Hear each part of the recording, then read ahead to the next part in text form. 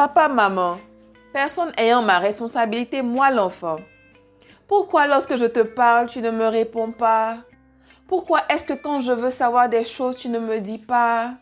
Pourquoi est-ce que lorsque je veux tellement échanger avec toi, tu me dis tu ne peux pas, tu es occupé, etc. Et tu ne prends même pas la peine de revenir vers moi pour échanger avec moi? Parent, est-ce que tu réalises que tout ce que l'enfant est censé savoir, tout ce que l'enfant est tenu entre griffes de savoir, vient de toi?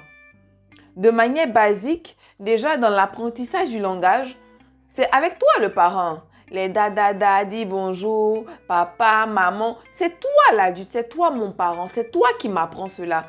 C'est toi qui me montres comment parler. C'est toi qui me montres que dire. C'est toi qui m'apprends à dire bonjour, à dire bye bye, au revoir mémé, au revoir maman. C'est toi qui m'apprends tout cela. Et dans ce processus d'apprentissage, j'ai besoin que tu répondes à mes questions parce que je veux comprendre certaines choses. Et tout ce bagage de compréhension m'aide dans mon développement. Dans mon développement à tous les niveaux, cognitif, émotionnel, intellectuel, en termes de sociabilisation. Parce que bien sûr, ce que mon papa me dit, ce que ma maman me dit, c'est ce qui est. Vous entendez souvent quand les enfants disent, c'est maman qui a dit, papa a dit que, maman a dit que, parce que à la base, de manière, je peux dire subtile et en termes d'abus de langage, en griffe, on dirait que ce que le parent dit en griffe sous-entend, comme je dis subtilement, on peut dire que c'est parole d'évangile. Parce qu'il y a l'autorité du parent, il y a le fait que c'est papa, c'est maman, ce sont eux qui me disent, voilà, ce sont les parents. Donc, parents, c'est vrai que dans la réalité du quotidien, je peux être tellement occupée. Il y a une situation qui peut me préoccuper. Je peux à l'instant T être tellement fatiguée que je peux dire, ah, je n'ai pas envie d'échanger, attends s'il te plaît. Parents, c'est vrai, parce qu'il y a ce que tu vis toi, il y a tes émotions, il y a beaucoup de choses, etc. Prends la peine de dire à l'enfant de patienter. Je viens, je te réponds. Attends un peu s'il te plaît, maman arrive. Je viens s'il te plaît. Au moins, dis à l'enfant de patienter. Mais ne le laisse pas comme ça. Parce que comme je le dis toujours, tu vis ta journée parent. L'enfant également vit sa journée. En fonction de certaines situations qu'il a pu vivre ou non, il a besoin de comprendre certaines choses. Et parents, le fait que l'enfant vienne vers vous, poser des questions, moi je vous dis, dites gloire à Dieu. Dans le processus de développement, ce ne sont pas tous les enfants qui viennent poser des questions, qui cherchent à savoir des choses, parce qu'il y en a dans le développement qui sont à des périodes introverties. Non, je ne veux pas les demander. Ou bien parce que habituellement, quand je viens demander, hey, tu parles trop. L'enfant se tait. Et là, c'est délicat, parent. C'est vrai que ce n'est pas facile dans la gestion de toi-même tes émotions. Tu peux rabourer l'enfant, mais fais attention. Parce qu'il y a des processus de ce genre qui peuvent directement comme ça amener l'enfant à se retracter, à se renfermer sur lui-même. Et après encore, c'est toi, parent, qui va dire « Ah, tu es comment? Tu ne parles même pas. Tu es là calme dans ton coin. » Parent, qu'est-ce que tu veux à la fin?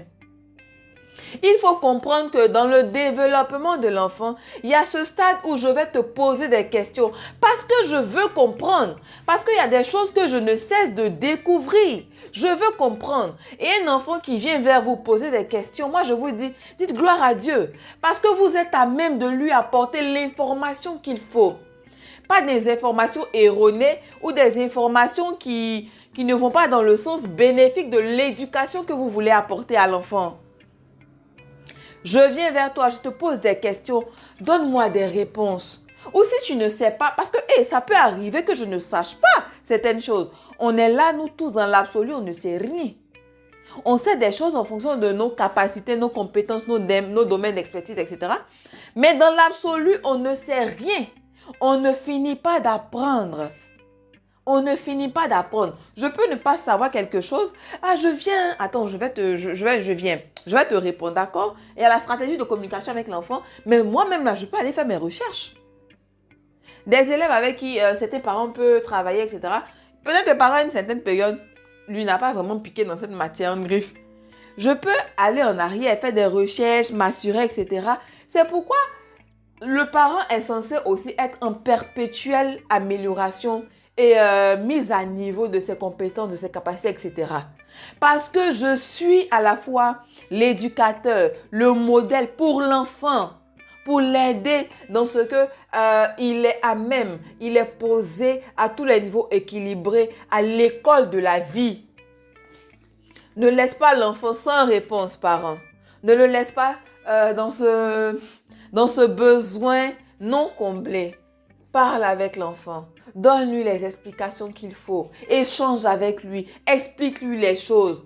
Au fur et à mesure il grandit, il y a plus de précision dans les informations que j'ai déjà données au stade où il avait tel âge, tel âge. Parent, sois toi-même en perpétuelle mise à niveau et comment je dirais, travaille ta capacité de gestion de tes émotions pour passer le temps qu'il faut avec l'enfant en termes d'apprentissage, d'apport d'informations, etc.